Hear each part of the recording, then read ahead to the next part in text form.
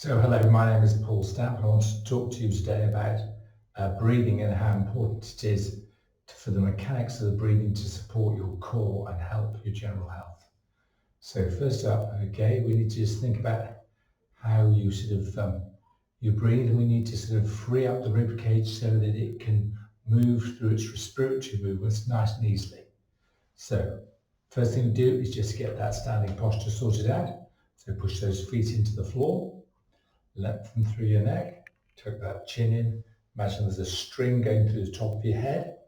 As you feel that sort of lift up, that chin tucks in, shoulders back and down, and that then frees the rib cage.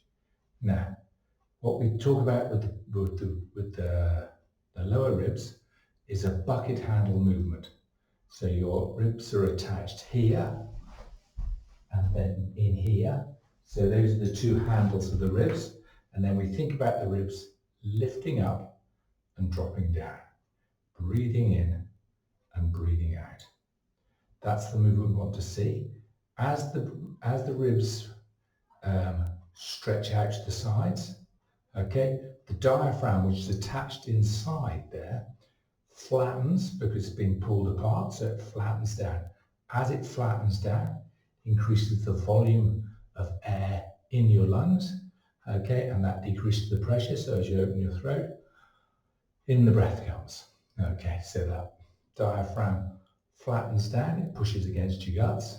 Okay, you feel a bit of a sort of swelling and a feeling of sort of pressure just coming down into the top of your abdomen as you use your diaphragm and your lower ribs. So that's what we want to get to.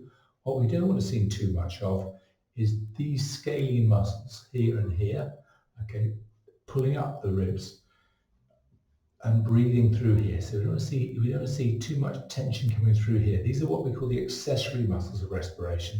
So when you're working really hard and you need to get a deep breath in to supply the body with oxygen when you're exercising, yeah, they work and they open.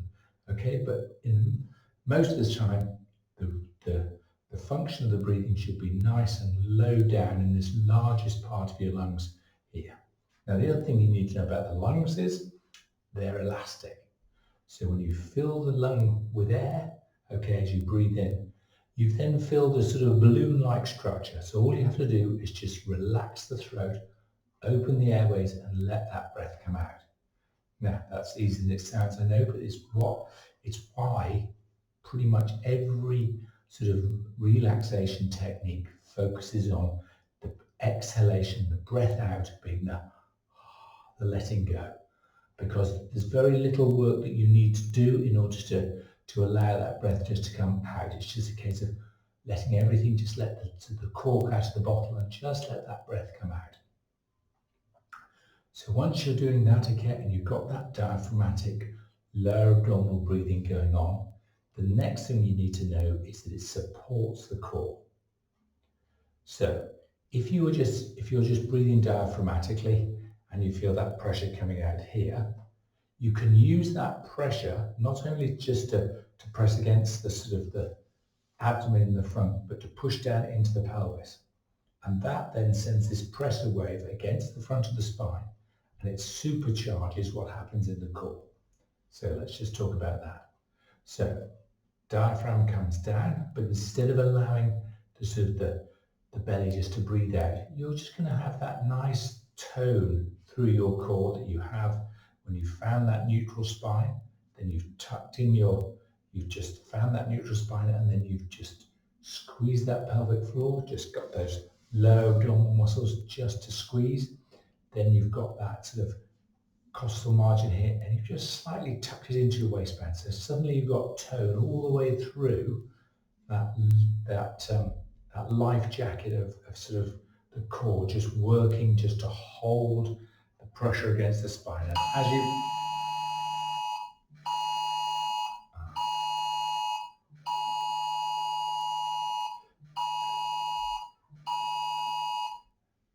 and that'll be the government alert on my mobile phone, which is next to us.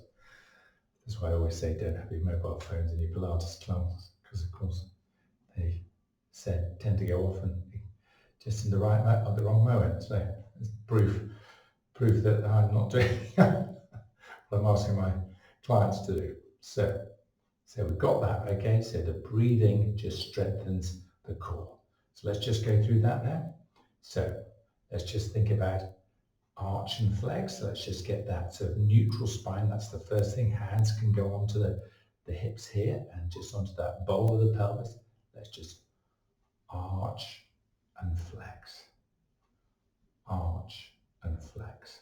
Now when we've got that arch and flex going on, okay, let's just find that sort of middle point, not too arched, not too flexed, but somewhere in between the two. Once we've got that, let's just squeeze that core around there, that low slung belt on, those costal margins being tucked into your waistband here. So got a nice strong band through here. Pelvic floor is lifting up just gently. And now we use that diaphragm with the diaphragmatic breathing, opening through the ribs here, pushing down into the stomach, but you can now feel that pressure wave pressing against the spine, pushing against the pelvic floor, and a lovely sensation of really being strong through this whole column of your back. And that's what group breathing will do.